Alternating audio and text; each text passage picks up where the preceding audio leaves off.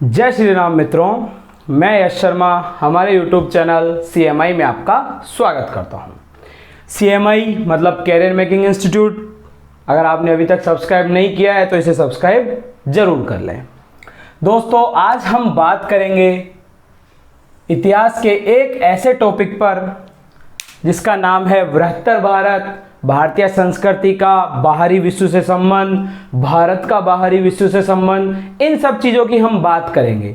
अब इनकी बात भी दोस्तों हम किस परिप्रेक्ष्य में करेंगे? हम परिप्रेक्ष्य में करेंगे इनकी कि जो मौर्य काल से भारत का बाहरी विश्व से संबंध स्थापित होने लगा था वो 11वीं शताब्दी तक, या आप कहें कि 12वीं शताब्दी तक किस प्रकार से ये दूसरी संस्कृतियों को हमने प्रभावित किया, हमारी संस्कृति से दूसरी संस्कृतियां कितना मेल खाने लगी, क्या क्या हमने उनमें परिवर्तन देखे और किस प्रकार के परिवर्तन उन संस्कृतियों के अंदर आए, किसकी वजह से? हमारे भारतीय संस्कृति से मेल होने की वजह से। देखिए दोस्तों, ऐसा नहीं है कि हम केवल मौर्य काल से ही बाहरी विश्व के साथ जुड़े थे।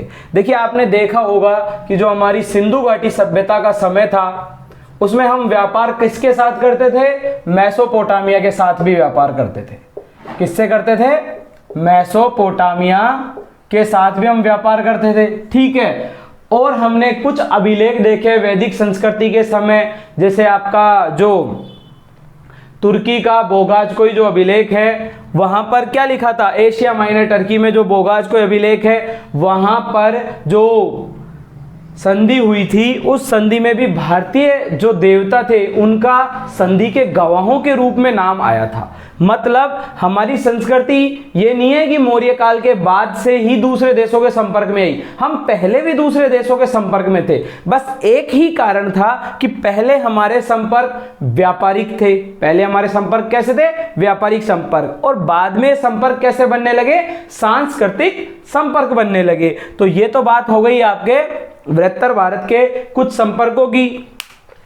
अब हम बात करेंगे कि बृहत्तर भारत में हमने किस प्रकार से दूसरे देशों से संपर्क स्थापित किए, क्या क्या उन दूसरे देशों में से प्रमाण मिलते हैं जिनसे यूं लगता है कि भारत का उन दूसरे देशों के साथ संपर्क था। तो अब हम देख रहे हैं बृहत्तर भारत। बृहत्तर भारत में हम पढ़ रहे हैं वही गुप्त काल में 11वीं गुप्त काल से लेकर के या मौर्य काल से लेकर के 11वीं शताब्दी तक दूसरे देशों से हमारा भारत का संबंध। मौर्य काल से मौर्य काल से 11वीं शताब्दी तक, 11वीं शताब्दी तक। और मौर्य काल आप क्यों कह रहे हैं? क्योंकि अशोक ने क्या थे? बौद्ध धर्म के प्रचारक कई देशों में भेजे थे। किसने भेजे थे? आपके अशोक ने भेजे थे। तो मौर्य काल से 11वीं शताब्दी तक इन जो भी ये देश थे, जिन देशों के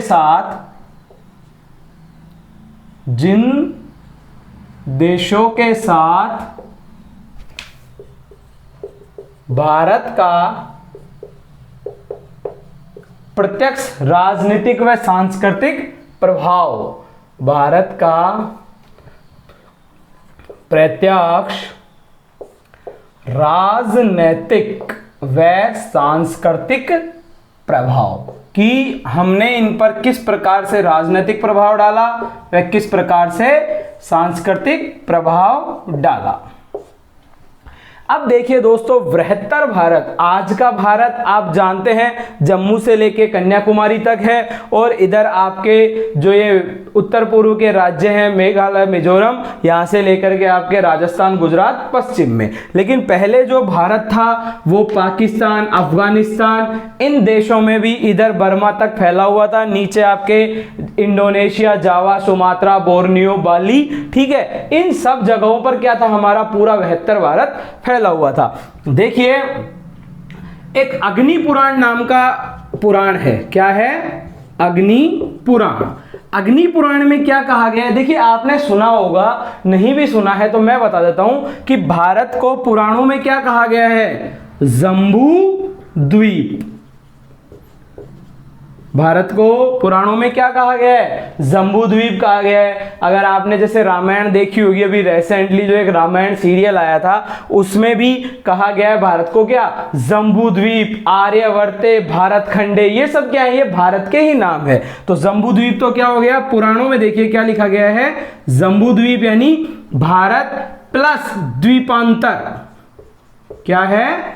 द्वीपांतर। और द्वीपांतर का मतलब क्या है कि बृहत्तर भारत, यानी इसके जो अपना मेन इंडिया का पार्ट है, आपके जो पहले पाकिस्तान से लेकर के और नीचे कन्याकुमारी तक का जो पार्ट था वो इंडिया का पार्ट कहलाता था। और द्वीपांतर मतलब बृहत्तर भारत। बाकी अफगानिस्तान, इंडोनेशिया, उधर बर्मा, कुछ हद तक चाइना, ये सब क्या थे?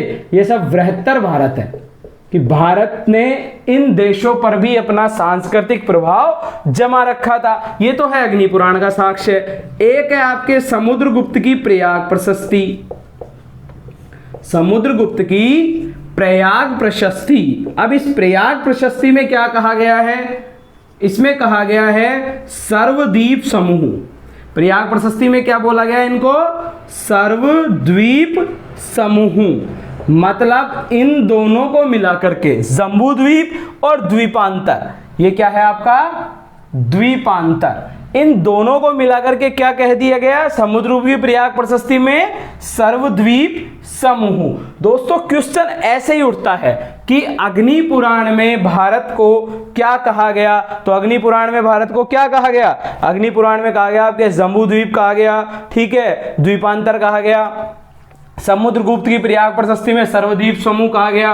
और जो जातक ग्रंथ है, कैसे ग्रंथ है? जातक ग्रंथ। और ये जातक ग्रंथ किससे संबंधित है? बौद्ध धर्म से। बौद्ध धर्म से। देखिए बुद्ध के पूर्व जन्मों की जो कथाएं हैं उनको क्या कहा जाता है? जातक कथाएं कहा जाता है। मतलब बुद्ध ने पूर्व में कितने जन्म लिए थे उन सबको क्या कहा जाता है? जातक कथाएं। तो बौद्ध ग्रंथों में इनको क्या कहा गया है? सुवर्ण भूमि, सुवर्ण भूमि या सुवर्णद्वीप, सुवर्णद्वीप। देखिए बौद्ध ग्रंथों में इनको स्वर्ण भूमि या स्वर्णद्वीप कहा गया है। क्यों कहा गया है इन चीजों को स्वर्ण भूमि या स्वर्णद्वीप? वो इसलिए कहा गया है कि जो बौद्ध धर्म थे ये किस प्रकार से लिखे गए हैं? व्यापारिक माहौल में लिखे गए हैं। और जहां पे हम सोने की तलाश में यानी अच्छे व्यापार की तलाश में जाते थे वो एरिया हमारे लिए क्या कहलाए? सुवर्ण भूमि या सुवर्णद्वीप। तो ये तो हो गया आपका भारत का एक तरीके का परिचय कि अग्नि पुराण में क्या कहा गया, समुद्रगुप्त की प्रयाग प्रशस्ति में क्या कहा गया और जातक ग्रंथ में क्या कहा गया। ये तीनों फैक्ट याद कर लेना दोस्तों, प्रश्न यहां से पूछा जाता है। ठीक है, अब आगे हम देखते हैं कि भारत का जो संबंध था वो किन किन देशों के साथ था और किस प्रकार का संबंध था, हमें क्या प्रमाण मिलते हैं कि भारत का उन देशों के साथ संबंध स्थापित होता है। आप यहाँ पे भारत का अभिप्राय केवल आज के भारत से नहीं लेंगे, उस समय पाकिस्तान भी क्या था? भारत का ही अंग था। ठीक है, तो अब हम देखते हैं कि हमारा बृहत्तर भारत, क्या बृहत्तर भारत कहां कहां फैला हुआ था। तो बृहत्तर भारत का भौगोलिक क्षेत्र मतलब बृहत्तर भारत कहां कहां तक फैला हुआ था। ठीक है दोस्तों, ये हो गया आपका बृहत्तर भारत का भौगोलिक क्षेत्र। इसमें हम किस किस को देखेंगे? हम देखेंगे एक तो आपके मध्य एशिया को। किसको देखेंगे? मध्य एशिया को। और मध्य एशिया यानी आपका क्या? मध्य एशिया आपका वही ईरान वाला एरिया। मध्य एशिया यानी ईरान। ठीक है, नेक्स्ट आप देखेंगे उत्तर एशिया। उत्तर एशिया, ठीक है। अब उत्तर एशिया जो है आपका, उत्तर एशिया क्या है? उत्तर एशिया एवं उत्तर पूर्व के देश, उत्तर पूर्व एशिया। तो ये दोनों क्या हो गए आपके? ये हो गए आपके चीन से संबंधित एरिया जो होगा, ये क्या हो गया आपका? उत्तर पूर्व। और एक क्या है? दक्षिण एवं दक्षिण पूर्व एशिया। दक्षिण एवं दक्षिण पूर्व एशिया। इसमें वही आपका इधर के इंडोनेशिया, बाली, जावा, सुमात्रा, ये वाला क्षेत्र आ गया। तो आप पहले देख लीजिए एक बार वृत्तर भारत का भौगोलिक क्षेत्र कहां कहां फैला हुआ है, फिर हम बात करते हैं शुरू से मध्य एशिया की। ठीक है दोस्तों, अब बात करेंगे हम मध्य एशिया की। भाई मध्य एशिया में कहां कहां पर यह क्षेत्र फैला हुआ था? तो मध्य एशिया में हम सबसे पहले बात करेंगे किसकी? खोतान की। मध्य एशिया। अब आपका जो मध्य एशिया है, मध्य एशिया क्या कह रहा है कि कौन सा क्षेत्र है ये है आपका चीन प्लस भारत और ईरान के बीच स्थित क्षेत्र। ईरान के बीच स्थित क्षेत्र, मतलब एक ऐसा क्षेत्र जो किनके बीच है? चीन, भारत और ईरान के बीच में क्या है? स्थित है। ठीक है, अब ये इसकी जानकारी आपको किससे मिलती है? तो कुछ भारतीय ग्रंथ हैं जिनसे क्या है इस मध्य एशिया की जानकारी मिलती है। कौन से भारतीय ग्रंथ हैं? भारतीय ग्रंथ कौन सा है? एक तो आपका धम्मपद अट्टकथा, धम्मपद अट्टकथा, अट्टकथा एक तो हो गया ये, और एक हो गया शारीपुत्र प्रकरण। शारीपुत्र प्रकरण, ये दो आपके क्या हैं? ग्रंथ मिले हैं। एक कहां से मिला है? खोतान से, खोतान के समीप से ये ग्रंथ मिले हैं आपके, और समीप से ये कुछ ग्रंथ मिले हैं, धम्मपद अट्टकथा और शारीपुत्र प्रकरण तुर्फान से। तुर्फान से ये क्षेत्र है, एक खोतान एक तुर्फान। ठीक है, इनसे क्या मिले हैं? भारतीय ग्रंथ, धम्मपद अट्टकथा और शारीपुत्र प्रकरण। अब इसके बाद हम बात करते हैं सबसे पहले खोतान की।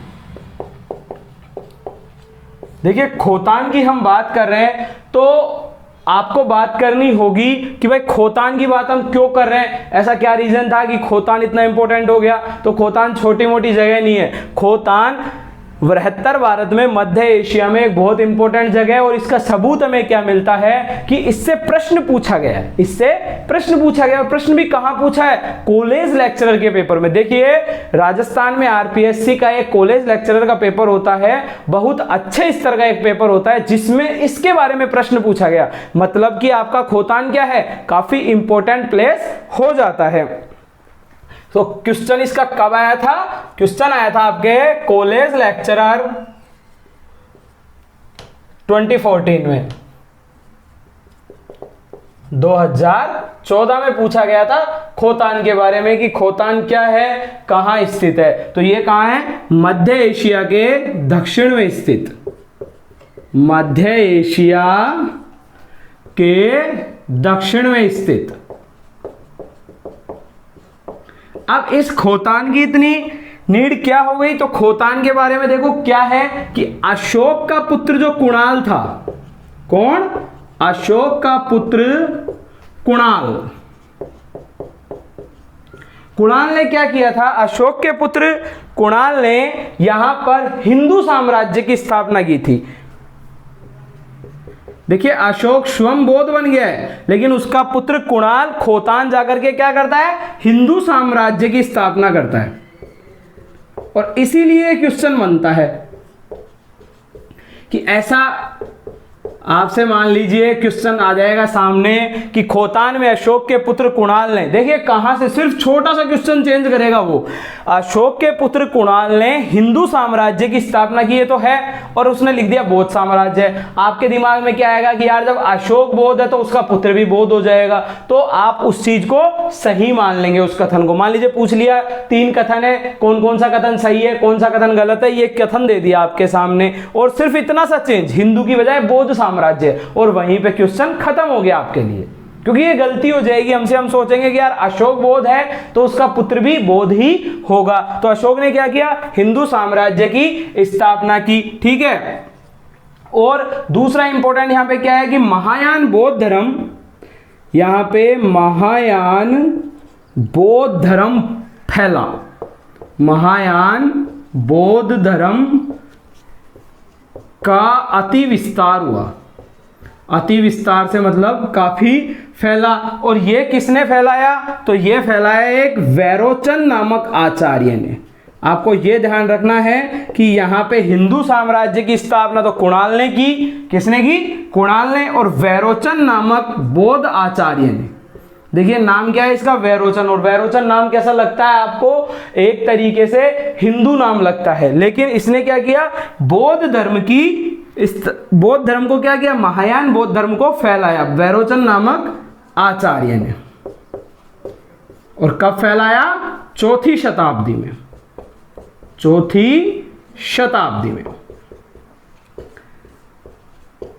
मतलब ये वैरोचन नामक जो आचार्य है इसने क्या किया? इसने इसको फैलाया। ठीक है। और खोतान में ही एक और पॉइंट आपको है कि फायान ने लिखा है।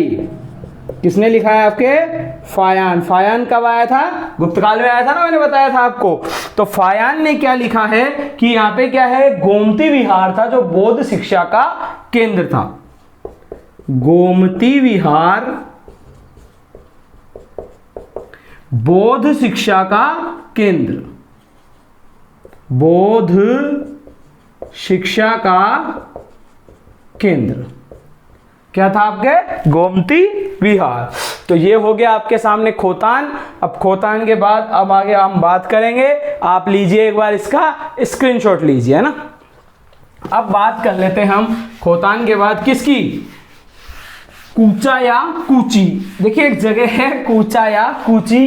देखिए कूची आप लोग उसको भी बोलते हो, किसको? जो चाबी होती है उसे हम कूची भी बोलते हैं। काफी लोग गांवों में ताला और चाबी को कूची भी बोलते हैं। तो एक क्षेत्र आपके कूंचा या कूंची, ये क्या थे दोस्तों? ये थे बौद्ध केंद्र। बौद्ध केंद्र। अब ये जो बौद्ध केंद्र है ना, तो ये कूंचा और कूची क्या थे? यहां पे एक कारा शहर नाम से क्या थी? बस्ती थी। कारा शहर, मतलब सिर्फ इतना सा क्वेश्चन पूछेगा, कारा शहर का संबंध है, या तो कूंचा कूची पूछ लेगा, खोतान ऐसे पूछ लेगा, नहीं तो मध्य एशिया, पूर्व एशिया, ठीक है, उत्तरी एशिया, दक्षिण एशिया ऐसे पूछ लेगा। जम्बू द्वीप से किससे था कारा शहर का संबंध? तो कारा शहर यानी अग्नि देश, इसको क्या कहा गया बौद्ध ग्रंथों में? अग्नि देश। क्या थी? एक महत्वपूर्ण बस्ती थी। ये इसके कुछ फैक्ट्स हैं। देखिए दोस्तों, ये ऐसे जो टॉपिक होते हैं ना, ये ज्यादातर फैक्ट्स पे ही आधारित होते हैं। महत्वपूर्ण बस्ती, हमें इसमें से सिर्फ फैक्ट देखने हैं कि फैक्ट किस काम के, क्योंकि सीधा फैक्ट ही पूछेगा आपसे। कारा शहर एक महत्वपूर्ण बस्ती थी और यहां पे एक कुमारजीव नाम का क्या था? बौद्ध विद्वान। कुमारजीव नामक बौद्ध विद्वान। तो ये तो बात हो गई आपके किसकी? कूंचा और कूंची की, कि यहाँ पे कारा शहर अग्निदेश एक महत्वपूर्ण बस्ती थी और कुमारजीव नाम का क्या था? बौद्ध विद्वान। ये बस्ती भी कैसी होगी? बौद्ध बस्ती होगी। क्यों? क्योंकि ये कैसे केंद्र थे? बौद्ध केंद्र थे। अब बात करेंगे हम पश्चिम एशिया में किस प्रकार से भारतीय जो संस्कृति है वो पहुंची। तो अब बात करते हैं पश्चिम एशिया। पश्चिम एशिया में क्या था दोस्तों? पश्चिम एशिया में क्या हुआ कि अफगानिस्तान में दो जगह हैं, एक तो है बेग्राम और एक बामियान। अफगानिस्तान के दो क्षेत्र,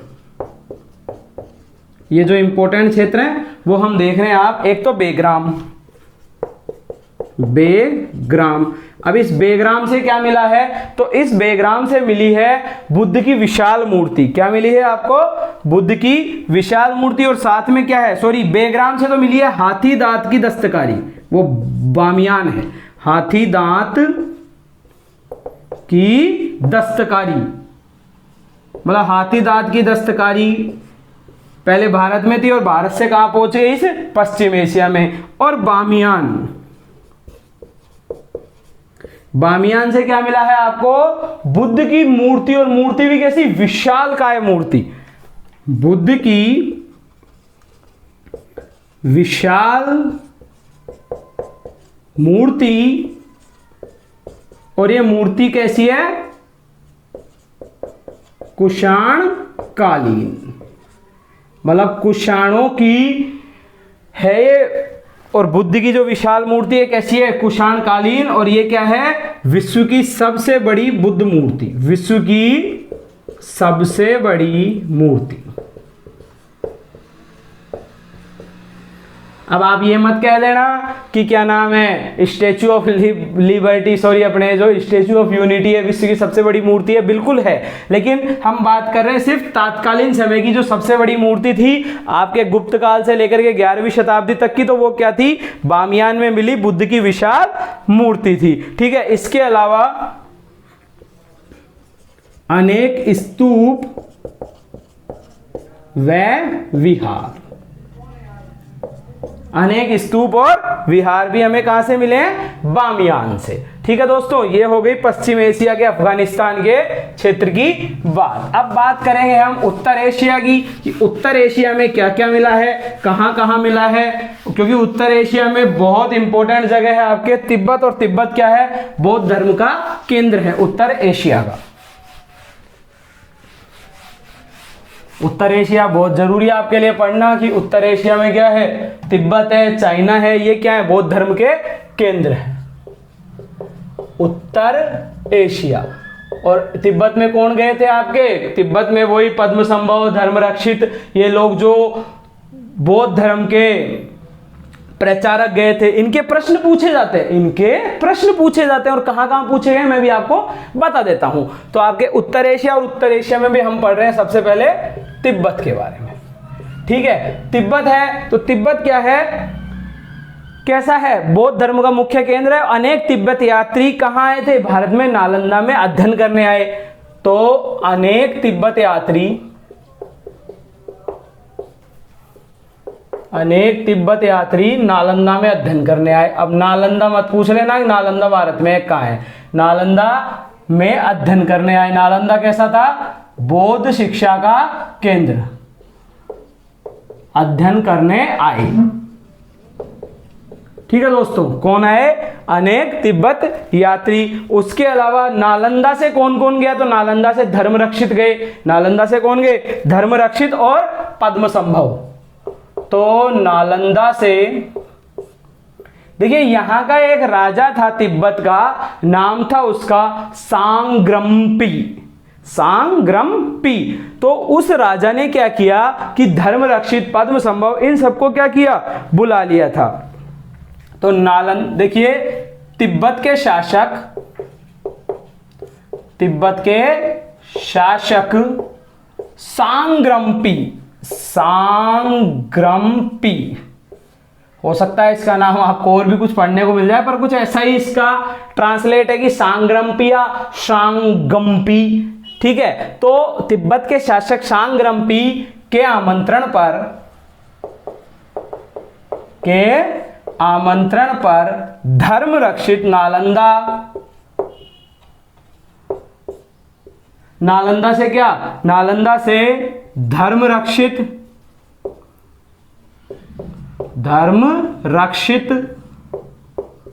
व ओदंतपुरी से कौन? पद्मसंभव। व ओदंतपुरी से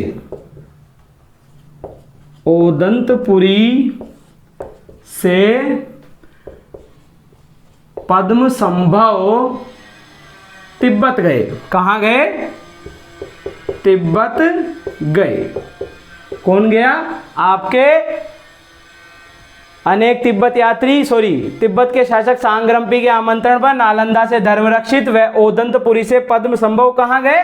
तिब्बत गए। इसके अलावा जो विक्रमशिला आपका महाविद्यालय था, वहां के आचार्य श्रीज्ञान दीपांकर, विक्रमशिला के महान आचार्य, विक्रमशिला के महान आचार्य दीपांकर, श्रीज्ञान या श्रीज्ञान दीपांकर, श्रीज्ञान दीपांकर, इनको कुछ लोग दीप शंकर भी लिखते हैं, तो आप इनका दूसरा नाम श्रीज्ञान दीप शंकर भी देख लीजिए। ठीक है, ये कहां गए थे? तिब्बत गए थे। श्री ज्ञान दीप शंकर भी क्या थे, कहां गए आपके, तिब्बत गए।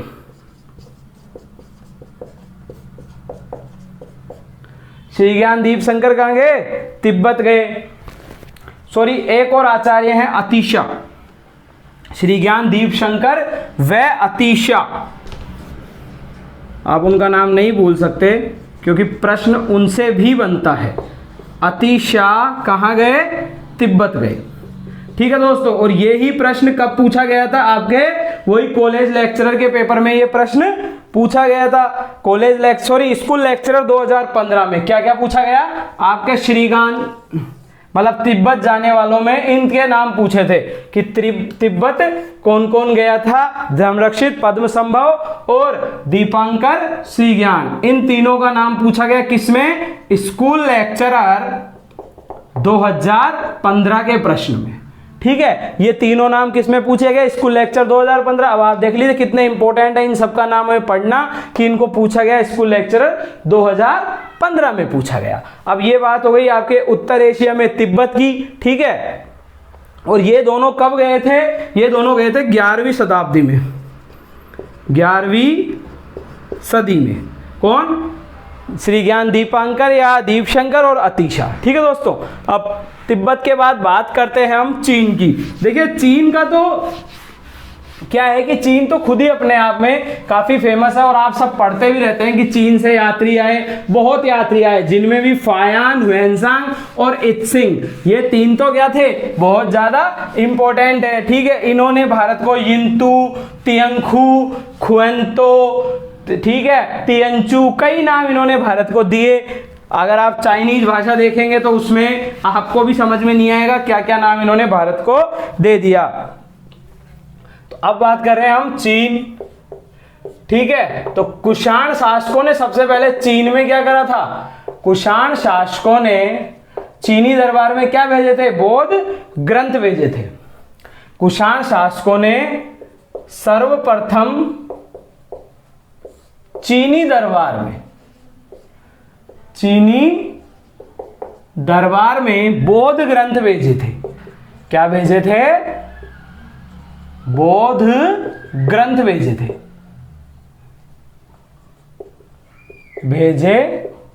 ये किसने भेजे, आपके कुषाण शासकों ने चीनी दरबार में क्या भेजे, बौद्ध ग्रंथ। इसके बाद नेक्स्ट है आपका कि धर्म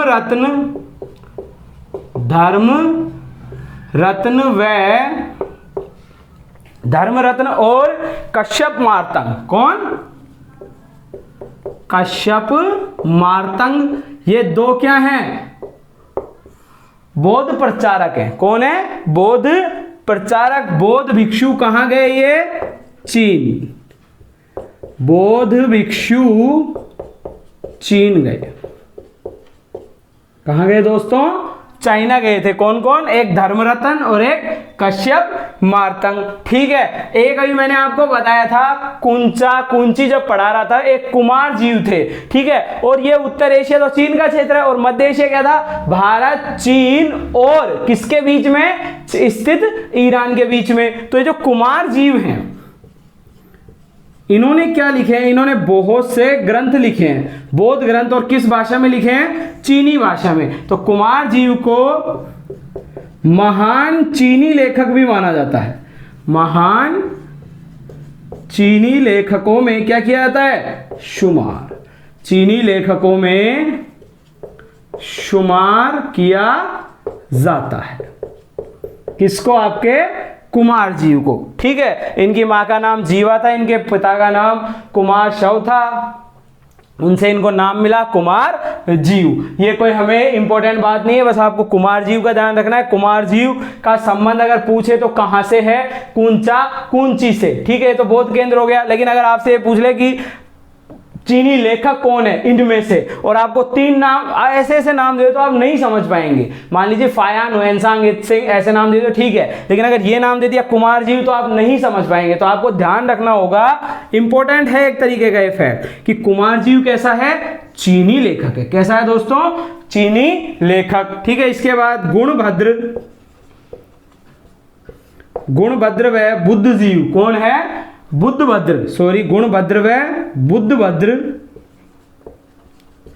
ये क्या थे? ये चीन में जाने वाले प्रारंभिक बौद्ध प्रचारक थे। चीन जाने वाले प्रारंभिक बौद्ध प्रचारक थे। सबसे पहले तो कुषाण शासकों ने चीनी दरबार में बौद्ध ग्रंथ भेजे थे, ठीक है। धर्मरत्न और कश्यप मार्तंग नामक बौद्ध भिक्षु भी चीन गए, तो ये भी क्या थे? प्रारंभिक लोगों में ही थे। चीन जाने वाले प्रारंभिक बौद्ध प्रचारक, बौद्ध प्रचारक कहां गए थे? ये चीन गए थे, ठीक है। इसके अलावा कश्मीर के प्रसिद्ध बौद्ध मठ, देखिए कश्मीर में क्या है? एक बौद्ध मठ है जो क्या है? बहुत ही प्रसिद्ध है। प्रसिद्ध बौद्ध मठ से कौन कौन गया आपका? संघभूति और धर्मरक्षित, संघभूति व धर्मरक्षित, धर्मरक्षित कहां गए थे? ये भी चीन गए थे। चीन गए, कहां से गए थे? कश्मीर के प्रसिद्ध बौद्ध मठ से। और भारत में कौन कौन से चीनी यात्री आए? तो चीनी यात्री, ऐसा ही थोड़ी है सब भारत से ही गए थे, भारत में तो चीनी यात्री आए थे ना अध्ययन करने के लिए। तो कौन कौन आया आपके? फायान, ठीक है, वेनसांग और इत्सिंग। ये इंपॉर्टेंट है सारे के सारे। तो ये क्या हुआ? भारत आए। इसके अलावा एक आपका कोरिया से आया, सॉरी कोरिया में कौन गया? तो कोरिया में गए मालानंद। कोरिया में कौन गया आपके? मालानंद। और जापान में कौन गया आपका? बोध सेन। जापान में कौन गया दोस्तों? जापान में बोध सेन। और ये बोध सेन कब गए? 736 में, 736 ईस्वी, ठीक है। उत्तर एशिया, चाइना हो गया आपका, कोरिया हो गया, जापान हो गया। चाइना में सबसे ज्यादा गए थे, तो अपन ने सबकी डिटेल देख ली है। इस डिटेल में भी आप इसको बहुत ज्यादा याद रखना, पूछ सकता है कि चीनी लेखक है इनमें से, और आपको ये नाम नहीं दिया अगर फायान, ह्वेनसांग, इत्सिंग, तो आप हो जाएंगे कंफ्यूज, क्योंकि हम ज्यादातर इन तीनों को ही ध्यान रखते हैं। अब बात करेंगे हम दक्षिण पूर्व एशिया की। ये हो गया उत्तर एशिया, आप चाहे तो स्क्रीनशॉट ले लें। अब बात करेंगे दोस्तों हम दक्षिण पूर्व एशिया की। किसकी बात करेंगे? आपके दक्षिण पूर्व एशिया, जिसमें आपका यही इंडोनेशिया, जावा, सुमात्रा, ये सारा जो एरिया है किसका हो जाएगा? आपके दक्षिण एशिया का। और यहाँ पे हिंदू साम्राज्य था। देखिए इस एरिया में कौन सा साम्राज्य था? एक हिंदू साम्राज्य। आप सबने पढ़ा होगा अगर उसके बारे में, जिसको कहते हैं श्रीविजय साम्राज्य। देखिए अगर आप इतिहास को थोड़ा अच्छे से पढ़ेंगे दोस्तों, तो इतिहास एक बहुत ही रोचक सब्जेक्ट है, और वो आपको बताएगा कि हमने सिर्फ बौद्ध धर्म का प्रचार ही बाहर जाकर के नहीं किया है, हमारे हिंदू साम्राज्य भी बाहर बने, ठीक है। तो ये हो गया आपका दक्षिण पूर्व एशिया। अब दक्षिण पूर्व एशिया हम पढ़ रहे हैं, तो इसमें क्या है? वही आपका सुमात्रा, जावा, बोर्नियो, बाली, सुमात्रा, जावा, ठीक है, बोर्नियो, बाली, ये आपके क्षेत्र किसमें हो गए? आपके दक्षिण पूर्व एशिया में। अब देखिए दोस्तों एक क्षेत्र आपका इंडोनेशिया। इंडोनेशिया को क्या कहा जाता है? स्वर्ण द्वीप। देखिए सुमात्रा, जावा, बोर्नियो, बाली, ये क्या है? ये द्वीप है, और इन द्वीपों का जो देश है वो क्या है? आपका इंडोनेशिया है। तो इंडोनेशिया को क्या कहते हैं? सुवर्ण द्वीप। सुवर्ण द्वीप किसको कहा गया? आपके इंडोनेशिया को। और किसने कहा था? ये चीनी यात्री फाहियान ने 5वीं सदी में यहां ब्राह्मण धर्म फैलाया। इस इंडोनेशिया पे कौन आया? एक चीनी यात्री आया। चीनी यात्री, देखिए अब तक आपने फाहियान पढ़ा है, इसको अच्छे से देख लीजिएगा। क्या नाम है इसका? फाहियान, ठीक है दोस्तों। इसने यहां क्या किया? चीनी यात्री फाहियान ने यहां क्या किया? देखिए हम पढ़ रहे हैं सिर्फ चीनी यात्री बौद्ध धर्म का प्रचार प्रसार कर रहे हैं, लेकिन यहां ब्राह्मण धर्म फैलाया। ब्राह्मण धर्म फैलाया। कब फैलाया? 5वीं शताब्दी में। 5वीं शताब्दी में। और आप ये मत सोचना मैंने अपने मन से लिख दिया है, ये एक फैक्ट है। और फैक्ट कहां दिया हुआ है? आपके NCERT 11वीं कक्षा की बुक में दिया हुआ है साफ साफ कि चीनी यात्री फाहियान नहीं, फाहियान ने यहाँ ब्राह्मण धर्म फैलाया 5वीं शताब्दी में। NCERT में लिखा हुआ है। ठीक है। इसके अलावा पल्लवों ने यहाँ इंडोनेशिया में, पल्लवों ने क्या की थी? एक अपनी बस्ती फैलाई थी सुमात्रा में। पल्लवों ने सुमात्रा में एक बस्ती बसाई। जो हमारे पल्लव शासक थे उन्होंने क्या करी? सुमात्रा में एक बस्ती बसा दी। ठीक है। अब देखिए आपका जो श्रीविजय साम्राज्य, देखिए यहाँ पे ब्राह्मण धर्म फैल गया, तो ये हो गए आपके जावा। ठीक है। इसके अलावा सुमात्रा, इंडोनेशिया, ये सब मिलके क्या बने? जावा प्लस सुमात्रा प्लस इंडोनेशिया, ये सब मिलकर के क्या बनते हैं? देखिए मैं यहां से आपको क्वेश्चंस बताऊंगा कैसे क्वेश्चंस बनते हैं। श्रीविजय साम्राज्य, और ये बने हुए क्वेश्चंस हैं, ऐसे भी नहीं अपने मन से बता रहा हूं आपको। शैलेंद्र शासक, शासक से मतलब यहां शैलेंद्र वंश के राजाओं का क्या था? शासन था। ठीक है। अब इस जावा को क्या कहा गया है? यवद्वीप।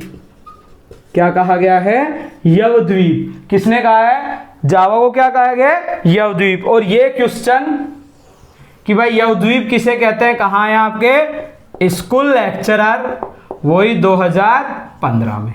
देखिए क्वेश्चन बनता है, सीधा सीधा इनसे क्वेश्चन बनता है कि यवद्वीप किसे कहा गया? आपके जावा को। किसने पूछ लिया? स्कूल लेक्चर 2015 में। इसके अलावा पूछा कि दक्षिण पूर्व में पहला हिंदू साम्राज्य कौन सा था? तो कौन सा था आपका? श्रीविजय साम्राज्य था।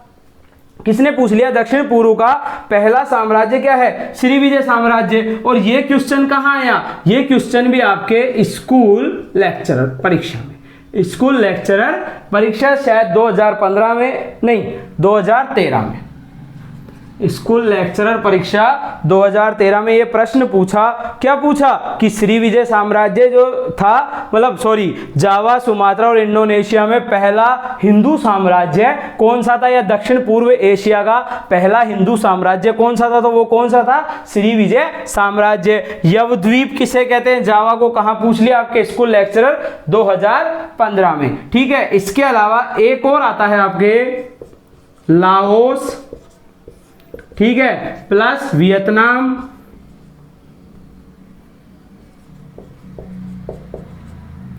Laos plus Vietnam plus Cambodia, इन तीनों को क्या कहा जाता है? हिंद चीन।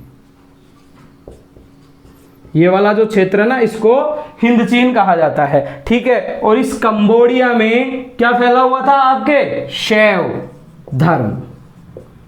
शैव धर्म। जो कंबोडिया के शासक थे वो क्या कहलाते थे? शैव कहलाते थे। ठीक है। इसके अलावा एक और जगह है यहाँ पे, वो है चंपा। क्या है? चंपा। तो जो चंपा के राजा हैं वो भी कैसे थे? शैव थे। चंपा के राजा भी कैसे थे? शैव थे। मतलब उन्होंने कौन सा धर्म अपनाया था? शैव धर्म अपनाया था। तो ये बात हो गई आपके दक्षिण पूर्व एशिया की। ठीक है। अब उसके बाद हम देखिए, अब आगे पढ़ेंगे कि क्या क्या चीज इनमें मिली, इनके कुछ महत्वपूर्ण तथ्य। जैसे इंडोनेशिया में तो आपका क्या है? बोरोबुद्दूर का मंदिर, जो दुनिया का सबसे बड़ा बौद्ध मंदिर है। उसके अलावा कंबोडिया में अंकोर वाट का मंदिर, जो है तो विष्णु मंदिर लेकिन वो विश्व का सबसे बड़ा मंदिर है। देखिए अभी हम बात करते हैं, एक बार आप इसके स्क्रीनशॉट लें।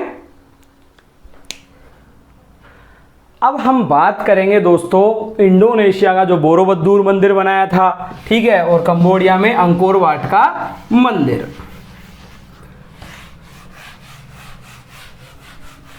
ये जो इम्पोर्टेंट मंदिर है, इसके बाद फैक्चुअल जो कुछ बातें होंगी उनकी बात कर लेते हैं। वैसे अब ये सब क्या है, ये महत्वपूर्ण तथ्य ही हैं। क्या है, अब महत्वपूर्ण जो इसके तथ्य होंगे इस अध्याय से संबंधित, जहाँ से प्रश्न पहले भी पूछे गए हैं, आगे भी पूछे जाते रहेंगे, उन सब की हम बात करते हैं। जैसे अंकोर वाट का जो मंदिर है कंबोडिया का, इसका प्रश्न आरएएस के पेपर में शायद 2016 में ही आया था अभी, कि अंकोर वाट का मंदिर कहाँ है। तो अंकोर वाट का मंदिर कहाँ था आपके, कंबोडिया में। तो ऐसे प्रश्न पूछे जाते हैं। ठीक है, अब बात कर रहे हैं हम इंडोनेशिया का बोरोबुद्दूर जो मंदिर है वो क्या है, विश्व का सबसे बड़ा बौद्ध मंदिर है। बोरोबुद्दूर मंदिर, आप इसमें लिख लीजिए महत्वपूर्ण तथ्य।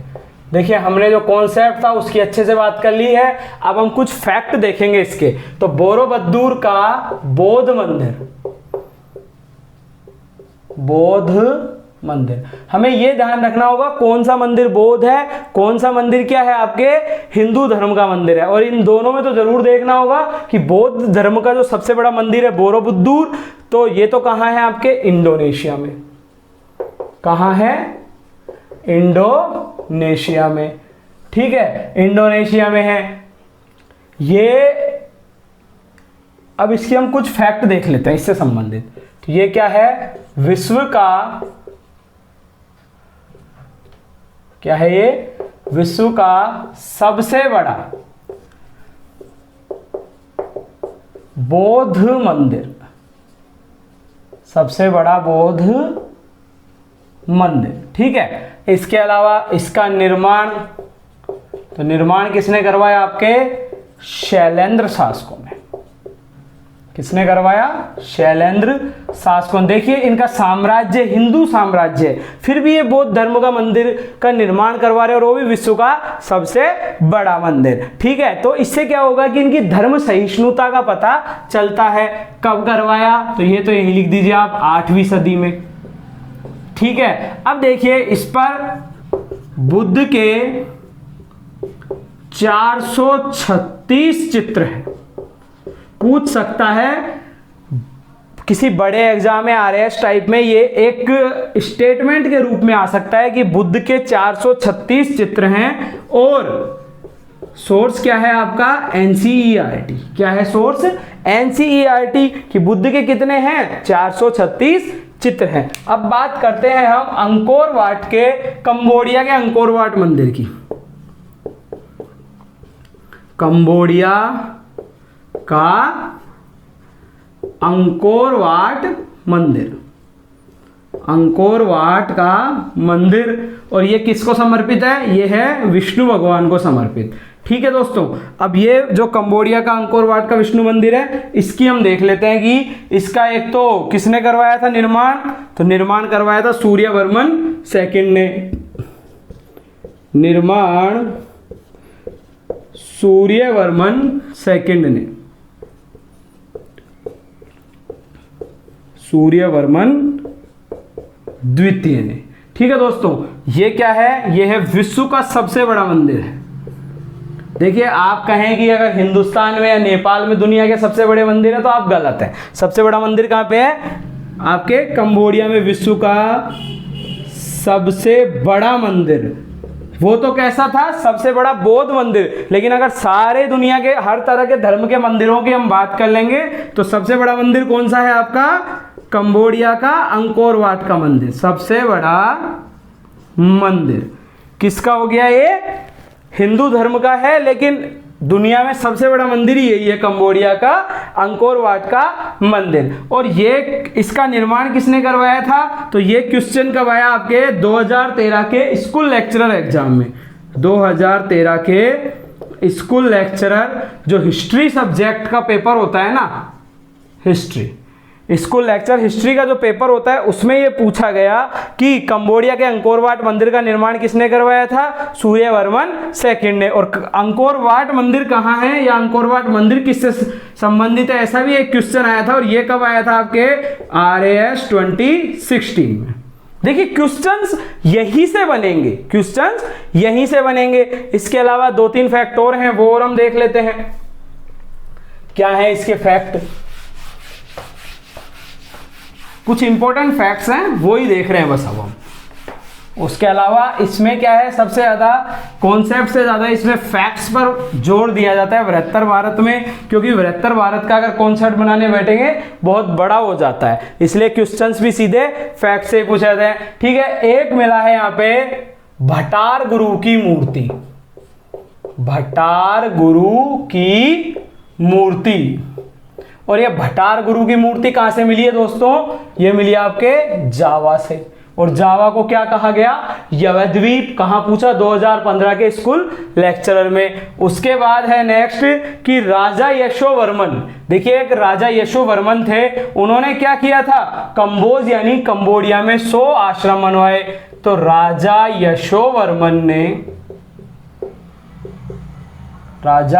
यशोवर्मन ने कंबोडिया में क्या किया, 100 आश्रम बनवाए।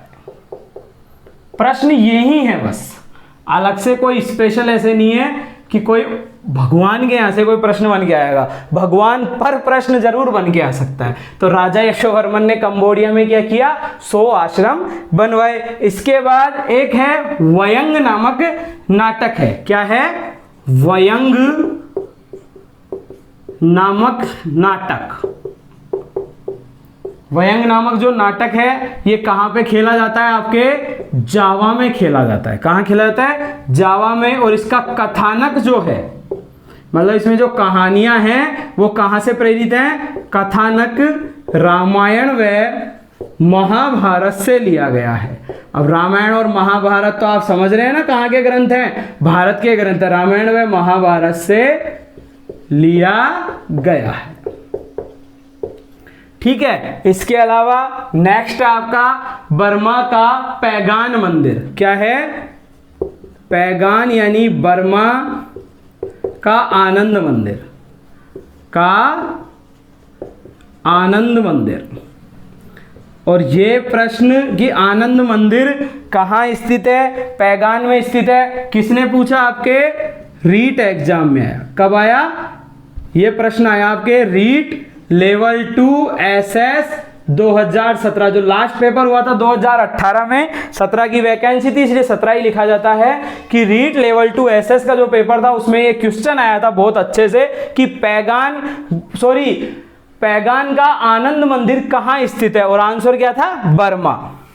ठीक है, इसके बाद है चंपा के माइसेन तथा पो नगर के मंदिर। चंपा में क्या है, माइसेन, मतलब ऐसे ही पूछेगा, माइसेन तथा पो नगर के मंदिर कहां हैं, पो नगर के मंदिर। ठीक है, अंकोरथाम का बेओल मंदिर, अंकोरथाम का बेओल मंदिर। ये याद रखने ही होंगे दोस्तों, क्योंकि ये क्वेश्चंस यहीं से पूछता है। और जावा का लोरोजोरगम मंदिर, जावा का लोरोजोरगम मंदिर,